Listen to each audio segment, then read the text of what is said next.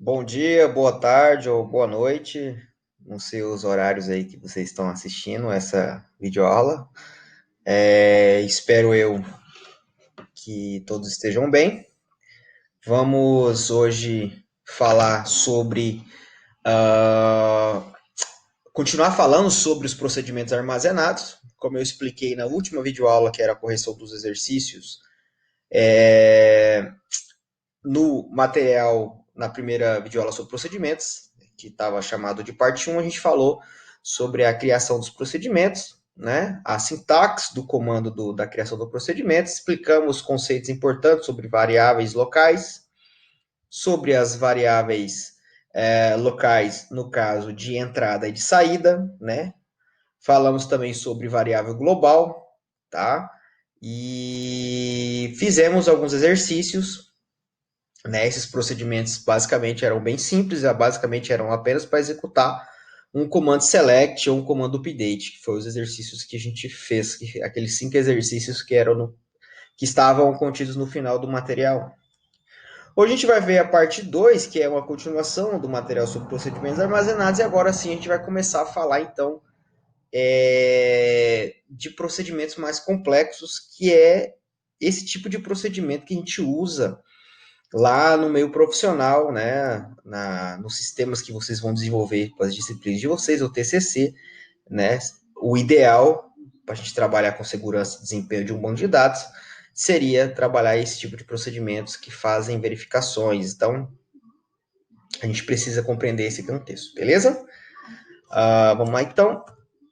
Então, os procedimentos armazenados, a gente aprendeu na última aula que são estruturas extremamente poderosas e facilitam, né, a integração entre a aplicação e o servidor de banco de dados. A gente falou na primeira aula sobre procedimentos, sobre arquitetura cliente-servidor. A gente entendeu, né, o porquê a gente precisa usar procedimentos armazenados, né, deixar, né, as informações sensíveis do banco de dados dentro do nosso servidor. Né. A gente sabe também que isso é uma questão de importância de segurança. Quanto menos informações eu tiver trafegando numa rede, também é importante. A gente tem maior desempenho desse sistema, tá? Então, a gente falou bastante sobre essa nossa questão. Outra coisa importante é o seguinte: quando a gente vai desenvolver o sistema, né, a gente vai construir uma funcionalidade, por exemplo, vamos imaginar uma funcionalidade de cadastro de cliente. Nós temos certas informações que precisam ser, por exemplo, obrigatórias. Quando a gente tem uma informação que precisa ser obrigatória ou precisa ser de um tipo específico, a gente chama isso de regra de negócio. Então, a regra de negócio ela é definida quando a gente está projetando um sistema. Esse tipo de regra de negócio é aquilo que vai estar descrito lá no documento de requisitos. Então, essa regra de negócio ela vai explicar, ela vai dizer o seguinte: que ao cadastrar um cliente, o nome dele precisa ser obrigatório e o CPF dele precisa ser obrigatório também. Esse é um exemplo clássico de uma regra de negócio. Essas regras de negócios, elas são programadas pelo desenvolvedor da aplicação, que está desenvolvendo aquela funcionalidade, cadastrar cliente, por exemplo, e ela pode ser desenvolvida de duas formas. Eu posso criar uma regra de negócio na aplicação, certo? Então, eu posso fazer uma regra de negócio, vamos supor que eu estou desenvolvendo uma aplicação no Java. Então, lá na hora de desenvolver o formulário, na hora de eu receber lá a informação do form, eu posso programar essa regra de negócio lá. Eu posso dizer assim, que se o campo, né, do nome for diferente de vazio, beleza, passou. Tá top. Então, isso pode ser programado na camada de aplicação ou também programado na camada do banco de dados. Como que eu faço isso em banco de dados? Através dos procedimentos. Então, dentro do meu procedimento, eu consigo criar regras de negócio. Essas regras de negócio são condições para que um registro seja inserido. Tais condições precisam ser cumpridas, né? Para que um registro seja atualizado, tais condições devem ser criadas, né, devem ser cumpridas para que isso seja feito dentro do meu banco de dados. E isso a gente faz dentro dos procedimentos armazenados. Então, é por isso que os procedimentos são tão importantes, que eu consigo fazer essa regra de negócio dentro do meu banco de dados. Tá, Professor, não onde a regra de negócio é mais importante? É no banco de dados? É importante não. Qual é mais eficiente? É no banco de dados ou é na camada de aplicação? Você pode perguntar para um professor no IFA, e vamos exemplificar o professor João, que é o que eu me veio a lembrar agora. O professor João, por exemplo, um programador muito experiente, ele é um cara que prefere fazer as regras de negócio dentro da camada de aplicação. Ele acha que na camada de aplicação fica melhor para ele. Eu, por exemplo, sou Jacques, eu acho muito mais eficiente fazer as regras de negócio direto na camada do banco de dados, eu vou explicar por quê. Então, isso, na onde é mais eficiente, depende muito de quem programa, tá? Depende muito você vai ver opiniões diversas, então não tem na onde é melhor. Eu vou defender uma ideia, pode ser que outro professor tenha uma ideia diferente sobre na onde é melhor. Eu posso fazer regra de negócio nas duas, eu posso ter uma regra de negócio no banco de dados e depois a mesma regra na câmara de aplicação. Vai ser feitas as duas verificações, né? Na hora que for executar uma determinada funcionalidade, né? Ou clicar no botão salvar, ou excluir, ou alterar, por exemplo.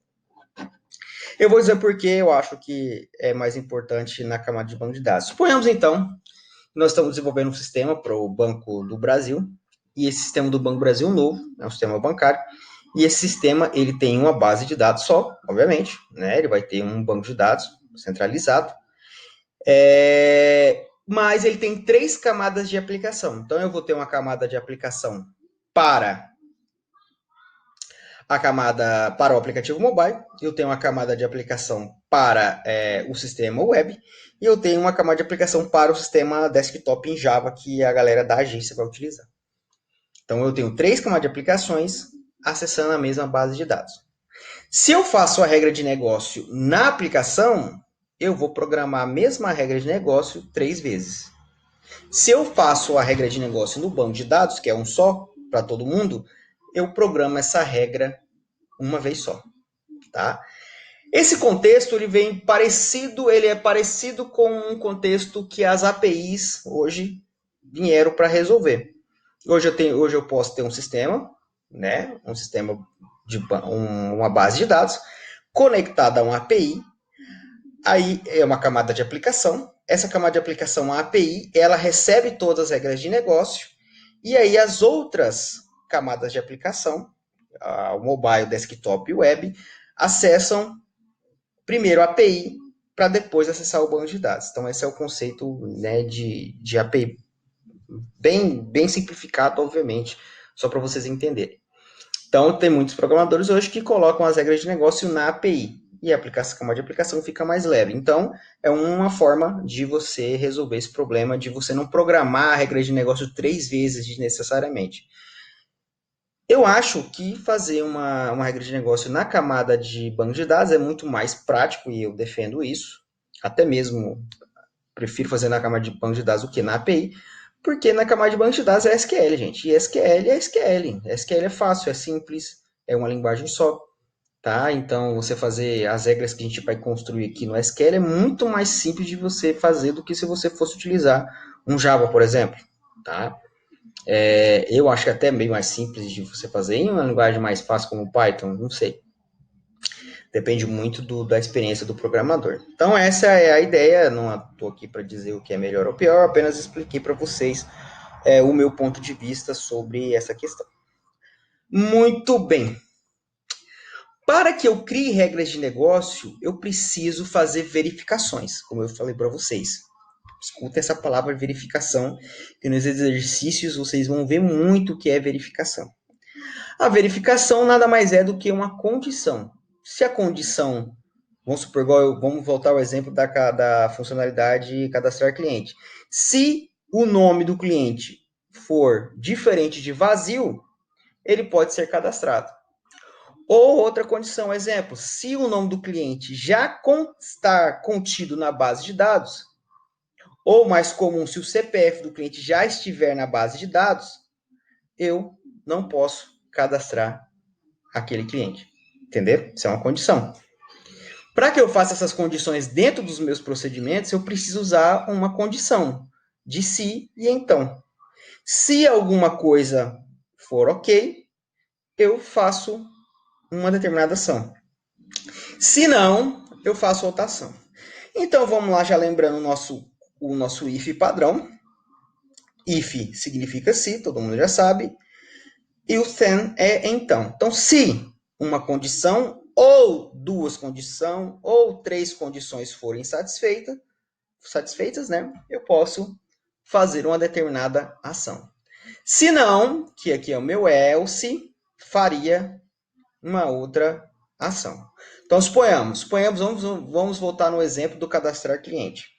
Então, se o nome do cliente fosse diferente de vazio, condição 1, e o CPF já fosse diferente, né, de algum CPF que já existisse naquela base de dados, então o insert daquele determinado cliente poderia ser feito. Então, aqui o comando dentro do if seria o insert. Se não, else, se essas duas condições não batessem, por exemplo, o nome do cara não bateu, né? Condição 1 não fechou, já desce para o else. Então, se não, daria uma mensagem lá, um select de retorno, uma mensagem de diálogo ia aparecer na tela do cara, ó, esse cliente já está cadastrado na base de dados. Entenderam a ideia? Então, é por isso que a gente usa o if, né? Lembrando que if, gente, é lá de lógica de programação. Isso aqui é algo que vocês devem, sexto período de banco de dados do curso superior de ADS, ou então essa videoaula também vai ser trabalhada com técnico informática, né? Terceiro ano no curso técnico informática também deve obrigatoriamente saber já o que é um comando if, né? Esse if é básico da programação. Aliás, toda a base da programação, eu vou dizer para você que a base da programação é o if, né? A gente trabalhar com várias condições, se aquilo faz tal coisa, faz outra coisa, etc. A própria inteligência artificial, por exemplo, né? Ela é baseada em if, né? Se o robozinho detectou a parede, ele vira à direita. Se ele detectou outro obstáculo, ele vira à direita de novo, vira à esquerda. E assim, toda a inteligência artificial é, na verdade, uma cadeia gigantesca de sis. Se acontecer isso, faça alguma coisa. Se acontecer isso, prever as N probabilidades, né, de caminho que um software pode seguir, então isso simula uma determinada inteligência. Só para a gente, né, ainda explanar um pouquinho sobre isso, tão importante que ele é. Então, na sintaxe do if, então, if, se eu tiver mais de uma condição, eu posso usar o end ou or. Then, aqui dentro do if vai ficar os comandos SQL, lembrando que os comandos aqui devem ter uma indentação, essa indentação é aquele tabzinho para dentro do if, para ficar organizado. Else e os comandos que vão ficar se não cumprir as determinadas condições, end if para fechar a estrutura do if. Então, regra 1, para anotar e pregar na porta da geladeira lá para não esquecer, para decorar. Para cada if que eu abrir, eu preciso ter um end if correspondente. Então, se eu tiver no meu procedimento aberto 5 ifs, eu tenho que ter 5 end if. A gente vai ver que isso é fundamental decorar, porque depois, quando eu tiver um procedimento muito complexo, eu preciso contar esses ifs e a gente precisa saber disso. Regra 2, para pregar na porta da geladeira também. A indentação aqui do seu if, né, da sua estrutura de if, é fundamental e é obrigatória. Se me mandar exercício com if sem fazer a indentação correta. O que é a indentação? Que eu já vou repetir de novo. É dar o tabzinho aqui, ó. Tá vendo? O comando SQL não tá mais para dentro do if, é dar o tabzinho para ele mais para dentro. Tá vendo que ele tá dentro do else? Dá o tabzinho para ele mais para dentro. Tá vendo que o if e o else e o if tá na mesma linha, na mesma coluna aqui imaginária? Tá? Isso é indentação de código. E isso é coisa que vocês já sabem fazer também, pelo amor de Deus. Então, isso é, a partir de agora, obrigatório. Então, é fundamental a indentação. Ah, professor, mas se eu não indentar o código, funciona da mesma forma. Não interessa. Na minha disciplina, se não indentar o código, mesmo que funcione, eu vou considerar errado. Tá? Porque é uma prática de programação que a gente precisa aprender, né? A gente precisa utilizar agora na hora de aprender, que vai ficar muito mais fácil a aprendizagem de vocês e depois vocês vão perceber o porquê. Aqui está uma explicação do material, né? Como eu expliquei para vocês agora. A gente pode usar os operadores lógicos entre as condições or ou and. Isso vocês já sabem também. Aqui nós temos uma estrutura de if com dois ifs. Ou seja, eu tenho aqui uma estrutura encadeada. Eu tenho encadeada porque eu tenho um if dentro de outro if. E isso é algo muito importante que vocês vão utilizar bastante. A gente vai criar vários ifs dentro de vários outros ifs. Aqui a gente já percebe como é importante a indentação do código. Prestem atenção. Analisem. Aqui, ó, o if, primeiro, o else dele e o end if dele devem estar na mesma linha, na mesma coluna imaginária aqui, tá vendo? Ó? Enquanto o if e o segundo if devem estar na mesma linha, só que mais interno. Né? Estão indentados para dentro do if.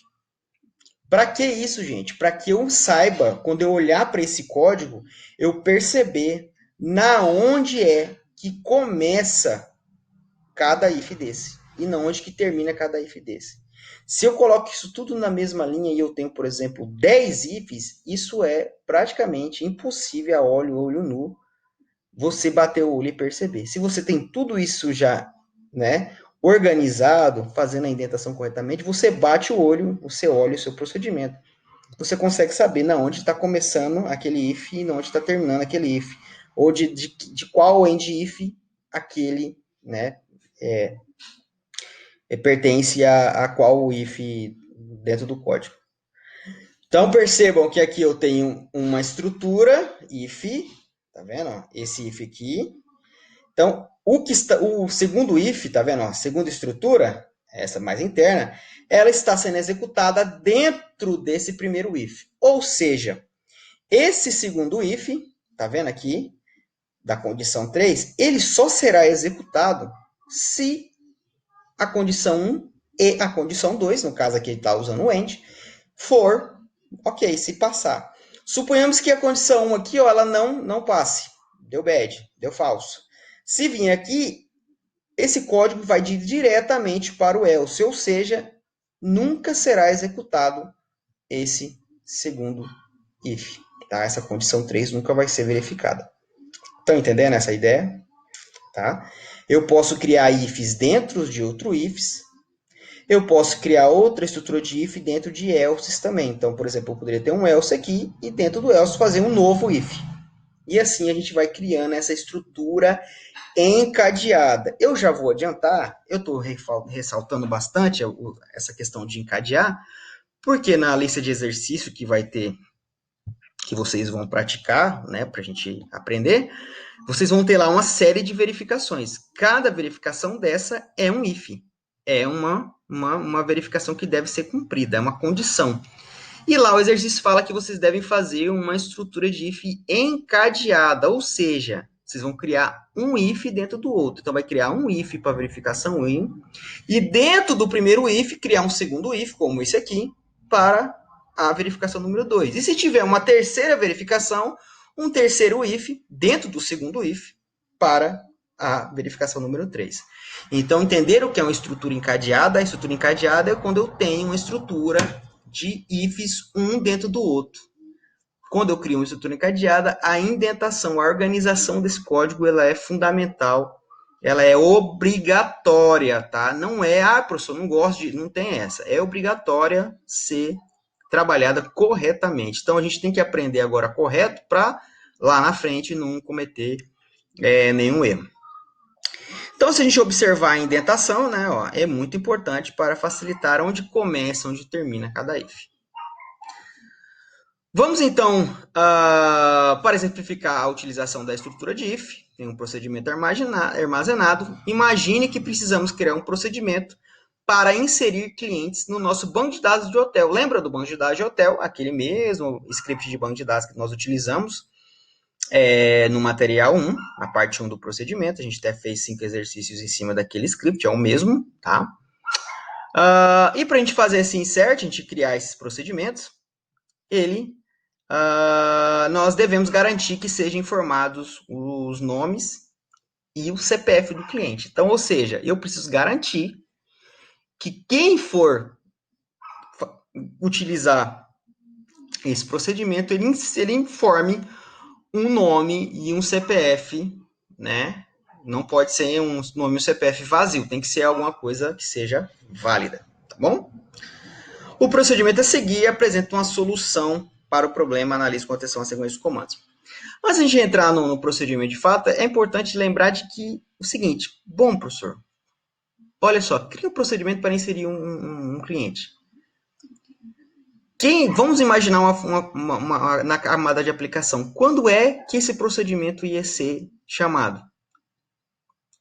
Se é cadastro, eu estou cadastrando. Se eu estou cadastrando, eu estou criando algo novo.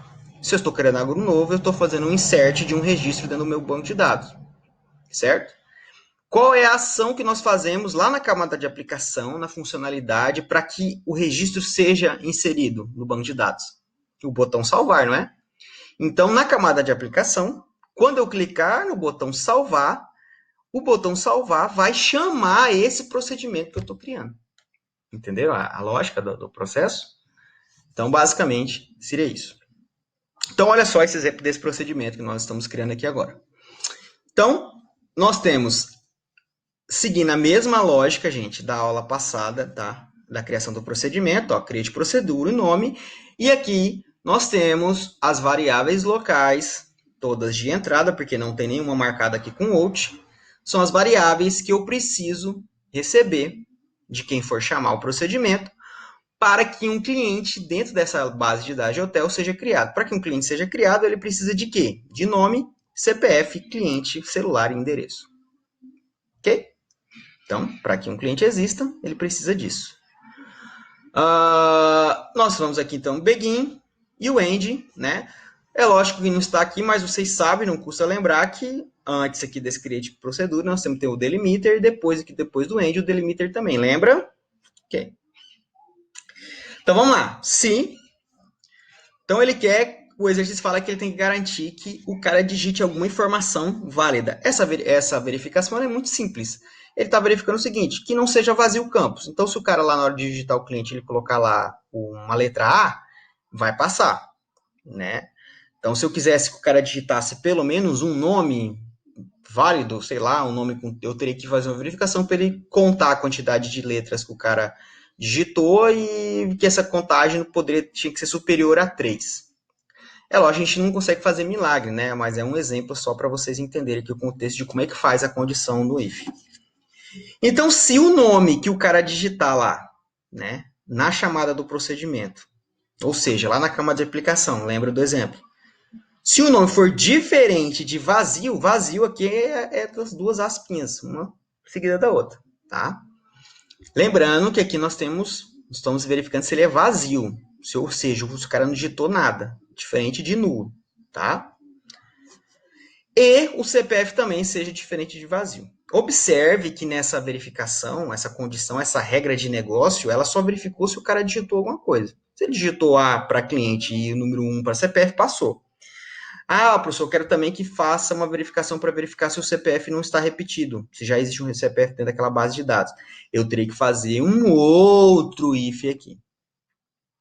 Observe também que eles não estão usando uma estrutura encadeada. Por que ele não está usando uma estrutura encadeada? Porque ele está colocando as duas condições, eu tenho duas regras de negócio, na mesma condição. No mesmo na mesma condição não. No mesmo if. Então, um if só tem duas condições. Se eu fosse usar uma estrutura encadeada, eu teria que ter um if para verificar nome e depois um outro if dentro dele para verificar CPF. Tá? A gente vai ver exemplos depois sobre isso. Então, se as duas condições derem certo, então eu vou fazer o meu insert. O insert, gente, é aquele que a gente já aprendeu lá na aula 1, tá? É a mesma coisa, olha só. Insert do cliente. Aqui eu fiz um select, eu fiz um insert mencionando os atributos. Perceba que não existe código, porque o código é autoincremente, então ele vai ser criado sozinho. E aqui os valores, que são as variáveis que ele está recebendo, né, como parâmetro de entrada. O meu select, que é a minha mensagem de retorno. Então, se as duas condições forem ok, esses dois códigos SQL serão executados dentro do if. Tá vendo? Insert e select. Se essas condições não passarem, então ele vai bater no se não. Então, se a condição 1 aqui der erro, né, der negativo, ele vai voltar para o else. O que está dentro do else para ser executado? Uma mensagem de retorno, agora uma mensagem de erro. O nome e CPF devem ser fornecidos para o cadastro. Ok? Então, aqui está uma explicação do que eu acabei de falar para vocês, né, sobre o diferente, o end, etc. Vamos também analisar uma questão aqui, voltando a esse procedimento rapidamente. Qual é a vantagem de usar uma estrutura encadeada, de um if dentro do outro, em vez de fazer dessa forma que foi feito, né, onde eu tenho um if só e com as duas condições? No if só, se eu colocar todas as condições em um único if, como está dessa forma, eu não consigo dizer na mensagem de erro, no retorno else, qual foi especificamente o erro. Ou seja, eu não consigo dizer aqui para o cliente se o erro foi no nome ou se o erro foi no CPF.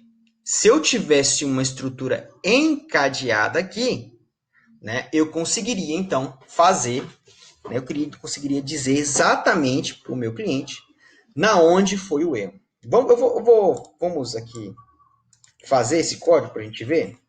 Vamos lá. Então a gente tem aqui o banco de dados de hotel. Tá até com aquela correção, né, que foi postada na última aula. Vou jogar aqui, ó. Deixa eu colocar aqui exemplo. Exemplo, vou aumentar aqui para vocês verem. Vou colar o código. Olha lá, vou colocar ali o delimiter, né? Dinheiro. Eu não recomendo para vocês fazer o que eu estou fazendo aqui de copiar o código e colar.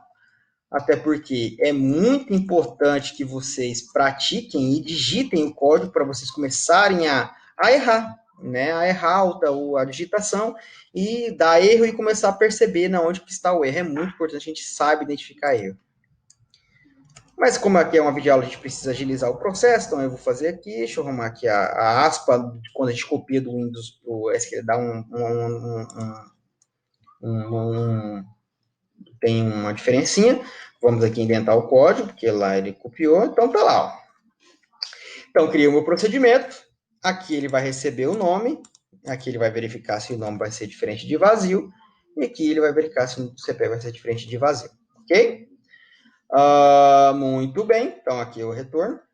Então vamos lá, vou fazer esse código, vou testar ele aqui para vocês verem, criar, e já vou deixa ele esperar que ele dê um erro, ele demora um pouquinho. Não tinha selecionado a base de dados, né? Obviamente. Então, 7 hotel, que pronto, foi. Lá, criou. Agora, eu vou fazer o mesmo exemplo, vou chamar isso aqui de exemplo 1, e vou fazer o exemplo 2 como o exemplo 2, tá vendo? Agora, eu vou fazer o exemplo 2 e vou mostrar com a nossa... usando uma estrutura encadeada, porque é legal de usar estrutura cadeada.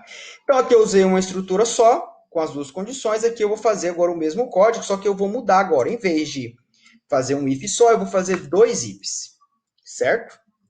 Então, eu vou fazer um segundo if aqui, ó, aqui dentro.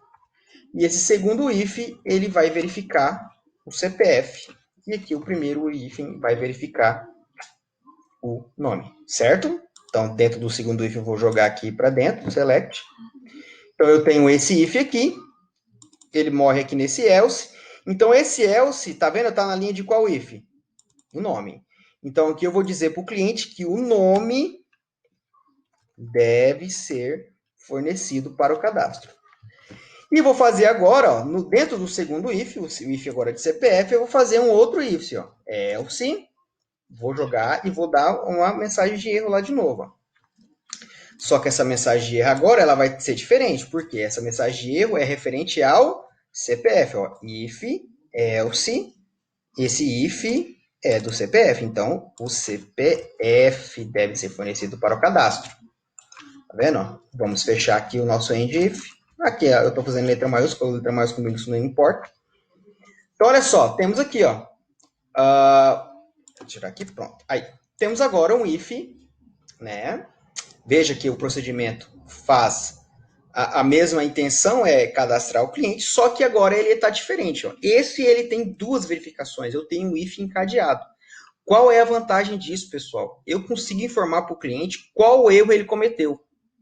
Eu consigo dizer para ele se o erro dele, se ele não digitou corretamente o nome, ou se ele executou erradamente o CPF.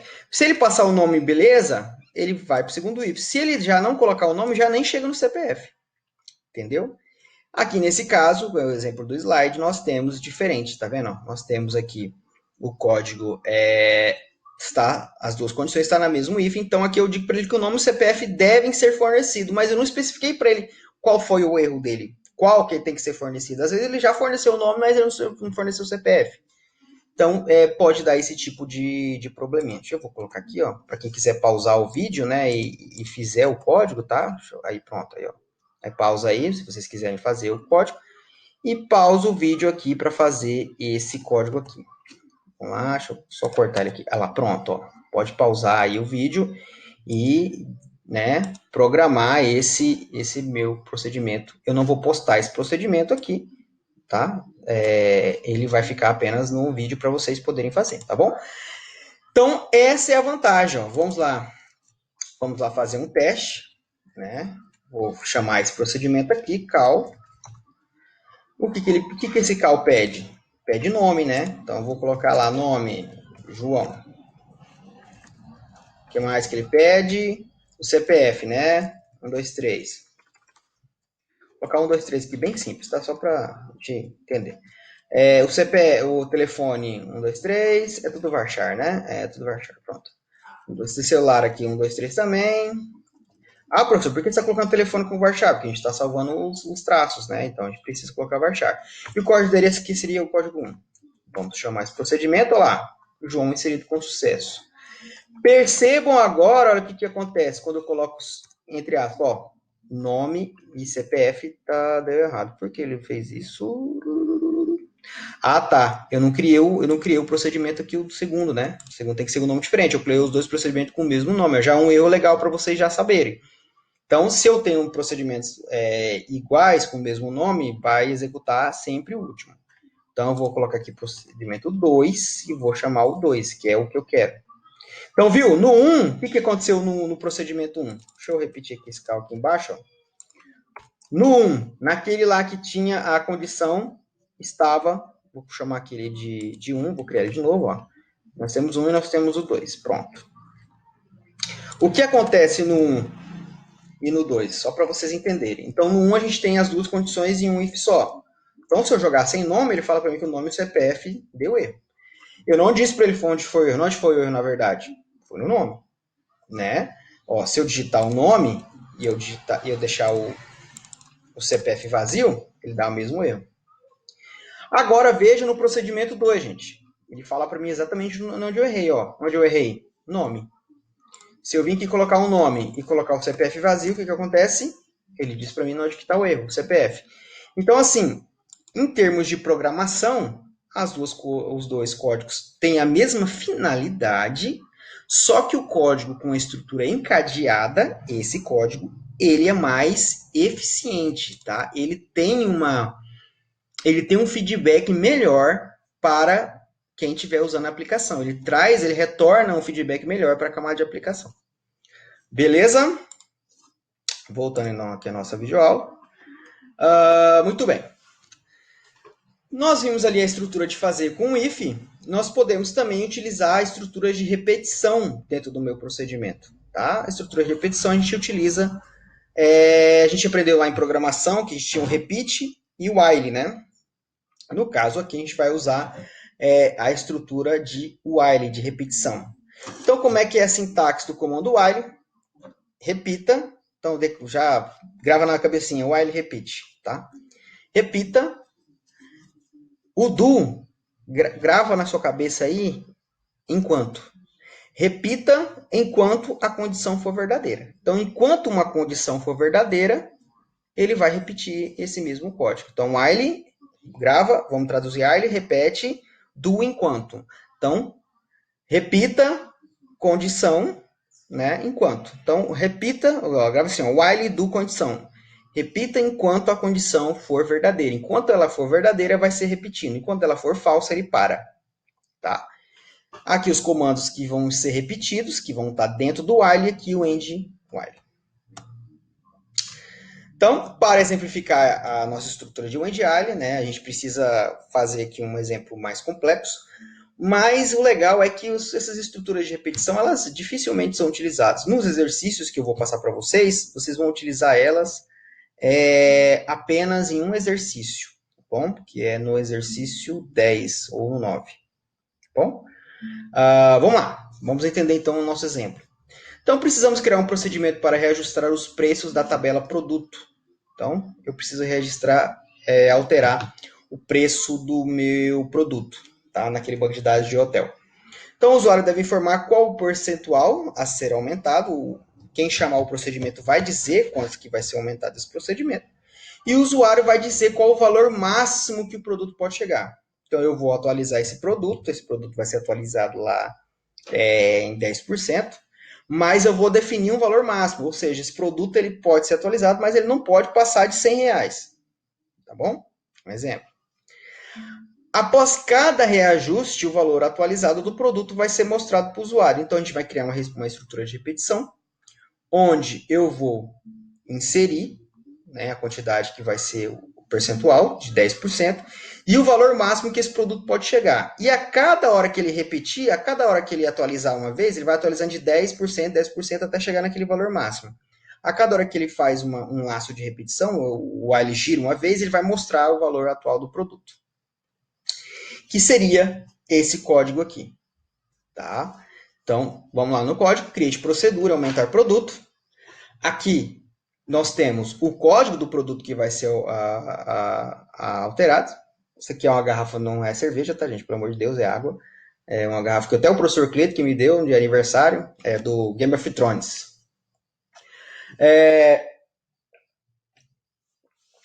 Que o preço máximo que esse produto vai chegar, né? Então o produto não pode passar desse valor. E aqui o percentual que eu quero, o percentual do tipo int, qual o percentual que ele vai ser atualizado. E aqui nós temos aqui o nosso begin, nosso end, aqui vemos o while. Ó. Então a condição, olha só, a condição é essa aqui, ó. Abre o parênteses. A condição é, repita enquanto ele vai selecionar o valor do produto na tabela produto, onde o código do produto é igual a código. O código é aquele que foi informado na chamada do procedimento, código do produto. Então, ele vai repetir enquanto esse valor do produto for menor do que o preço máximo. Preço, variável preço, preço. Ou seja, se ele colocou o valor de 100, ele vai repetir enquanto o produto não for maior do que 100. Né? Ele vai repetir enquanto o valor do produto for menor do que 100. Isso supondo que o cara digite aqui no preço o valor de 100. Ok? O que ele vai executar dentro desse update? Desse while ele vai executar um update produto, define o valor do produto, aquela continha de percentual que a gente fez lá na correção dos exercícios da última aula. Né? Ele vai fazer um percentual aqui para aumentar, onde o código do produto é igual a código, lembrando a variável de entrada. Está até vermelhinho aqui. E aí ele vai retornar a mensagem de retorno, ele vai retornar uma mensagem de retorno mais personalizada. Então, ele vai retornar a mensagem seguinte, ó, produto registrado para, e ele vai trazer o valor lá que foi reajustado. Então, ele atualiza e vai fazer um select no valor do produto, que foi atualizado, né, o valor novo. Tá? Por isso que ele tem que fazer um select aqui. Então, ele faz o valor do produto, from produto, onde o código do produto é igual a código. Tá vendo esse concat aqui? Já é legal a gente já explicar. O concat é de concatenar. Concatenar é para juntar duas palavras. Então, por exemplo, eu quero mostrar ou quero gravar no banco de dados duas palavras como se fosse uma só. Vamos supor que eu tenho lá... É igual aqui, ó. Fica mais claro mostrando, por exemplo. Então, aqui eu tenho uma palavra. Tá vendo que está entre aspas aqui, ó. Vírgula, outra palavra, outro valor. Então, e esse concat serve para mostrar isso como se fosse, ele vai mostrar como se fosse uma frase só, tá? Uma palavra só. E eu chamei isso, a mensagem de retorno, chamei ela de mensagem. End while e end procedimento, tá? Aqui eu dei um exemplo de call, aumentar o produto 1, o preço máximo dele seria 20 e o percentual de aumento dele seria 5. Quando eu chamar esse procedimento, né, ele vai ficar mostrando essa mensagem aqui de retorno, ou seja, ele vai vir aqui, vai atualizar o produto, né, vai ver o produto, o valor do produto é menor do que o máximo? Não. Então atualiza a porcentagem que foi definida. Aí ele verifica de novo. Ainda é menor do que o preço? Se for, atualiza de novo, até chegar ao preço máximo. Pausem o vídeo agora, tá? Eu não vou fazer esse para não ficar muito grande o vídeo. Copiem esse código, escrevam esse código, tá bom? E façam ele aí, testem, vocês vão ver o retorno, né? Vai aparecer várias mensagens de select para vocês com todos os valores até chegar ao valor máximo aqui que foi definido, ok?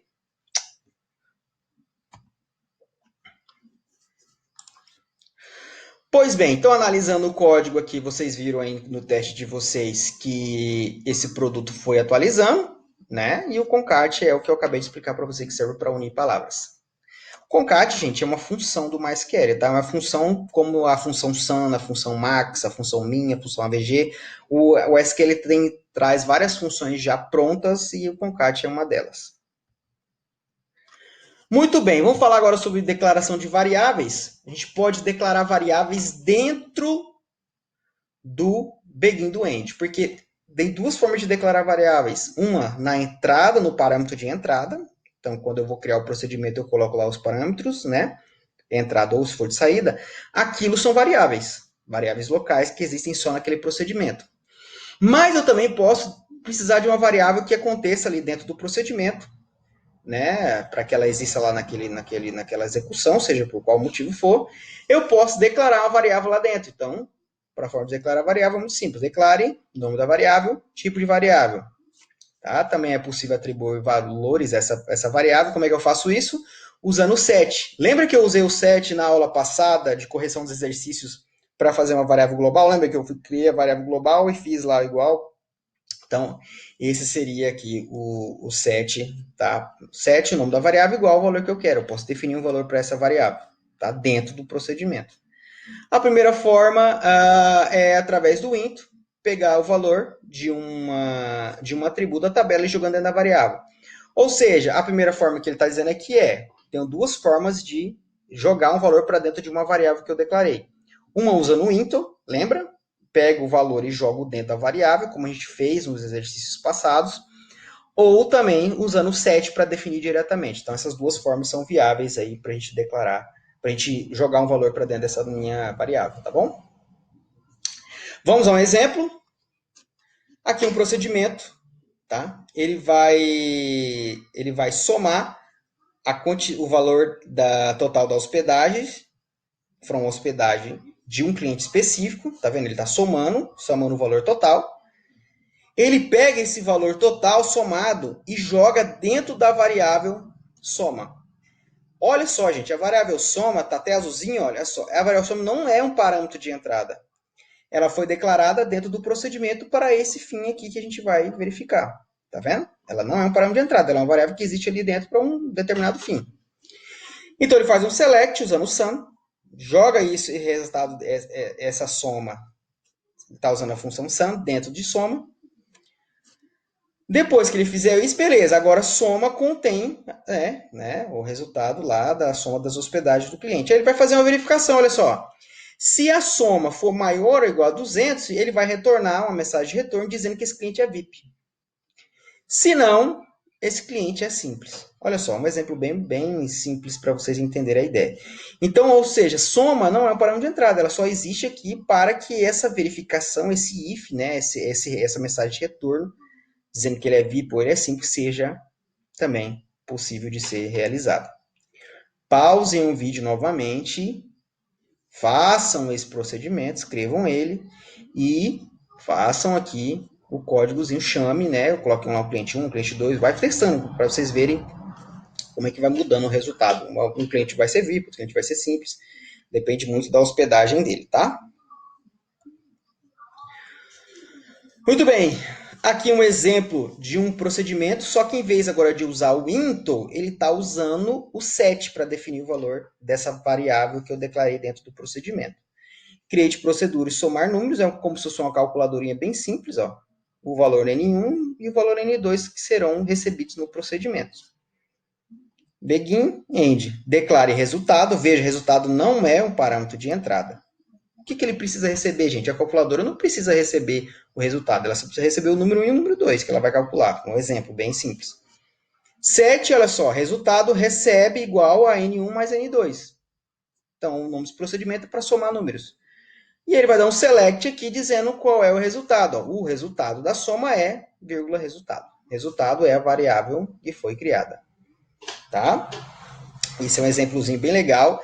Já vai ajudar vocês, esse exemplo aqui, para fazer uma calculadorinha, que é um dos exercícios que tem no final desse material.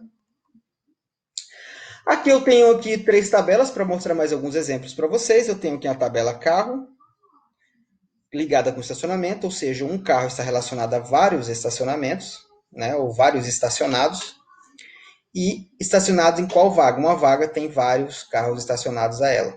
Tá? Então, o estacionado tem a data de entrada, a data de saída, a hora de entrada, a hora de saída, o código de carro, qual carro está estacionado e qual é a vaga que ele está estacionado. Esse, por exemplo, seria um exemplo hipotético. A gente está saindo agora do exemplo do hotel, tá, gente? Estamos entrando no exemplo hipotético desse quantidades aqui de estacionamentos, por exemplo, com 3 tabelas apenas. Aqui nós temos o exemplo 1, olha só, um exemplo com uma condição só. Tá? Esses aqui são mais exemplos para vocês analisarem, para vocês estudarem mesmo depois. Então, olha só, se o carro for is not null, se ele não for nulo, o valor que o cara digitou, ou seja, o cara precisa digitar algum valor aqui dentro, né? Se ele não digitar nada, vai ser considerado nulo, então não vai passar.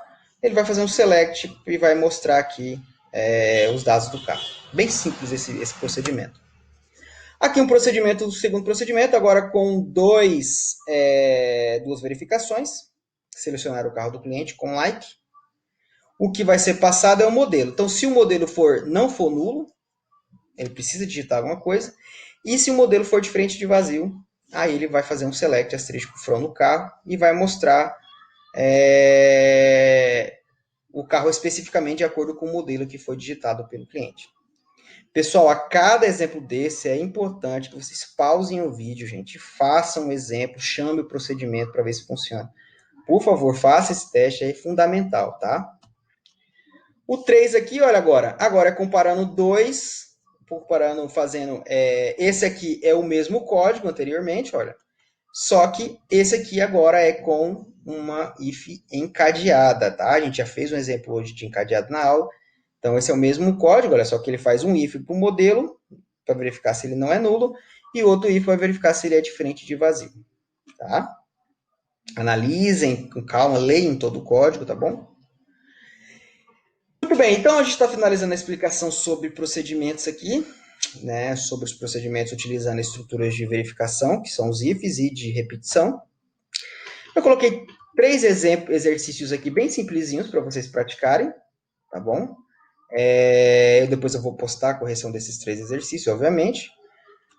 Então, o exercício 1 é para vocês criarem uma calculadora, tá? Você vai receber apenas 2 números como parâmetro de entrada, um número e um número 2, como aquele exemplo, só que também vai receber um outro parâmetro dizendo qual é o tipo da operação. É uma calculadora, se ele vai mais ou se vai subtrair, dividir ou multiplicar. Faça a estrutura, você tem que fazer uma verificação para ver qual é o sinal. Ele vai receber os 2 números e o sinal. Então, se o sinal for mais, ele faz soma. Se o sinal for menos, ele faz subtração. E assim por diante. Vai fazer uma estrutura de if aí, e aí você decide se você vai fazer encadeada, a forma que você vai construir. Quero que vocês pensem. Aqui também é um procedimento também para fazer uma classificação, na mesma linha daquele que eu mostrei para vocês, lá do VIP e do Simples. Tá? Vai somar as hospedagens do cara, olha só. Tá? Bem parecido com aquele outro lá. E o terceiro é um procedimento agora que, em vez de fazer um select, ele vai fazer um update. Tá? Só que ele tem aqui uma regrinha para ser seguida. Tá? Então, esse aqui é os nossos exercícios. Eu peço a vocês que já tentem fazer esses 3 exercícios agora. Acabou de terminar a videoaula, já tenta fazer, para não esquecer, tá fresquinho na memória. Tá? Depois eu vou postar a correção Esses 3 exercícios, eles não vão ser avaliados, não vai valer os 40 pontos, tá? O que vai ser valer os 40 pontos é o exercício que eu vou postar, a tarefa que está a ser postada agora a seguir, que vai um outro vídeo de explicação da tarefa, ok? Bom estudos para vocês, boa prática, pensem, analisem, vocês são desenvolvedores de software, um bom desenvolvedor de software começa por um bom analista. E um bom analista é saber ler. Leia o código, pense em o código, tá? Dê o erro, gente. Leia a mensagem de erro. Ah, professor, não sei inglês. Tem Google Tradutor para isso, gente. Vai lá no Joga no Google Tradutor, vê o que o inglês está dizendo, tá? Não tem desculpa, não. Beleza? Então, bom estudo para vocês aí e até a próxima videoaula. Abraço!